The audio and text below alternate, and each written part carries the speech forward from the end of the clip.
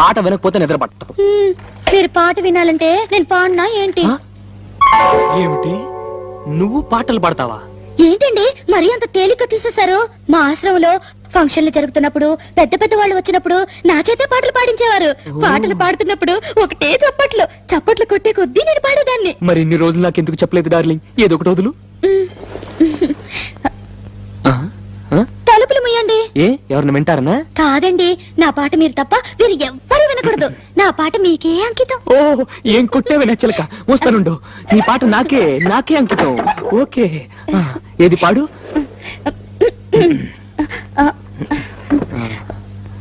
అబ్బా మీరు నా మొహం అంక చూడకండి, నాకు సిగ్గేస్తుంది. నీ మొహం చూడకుండా ఇంకేం చూడమంటావే?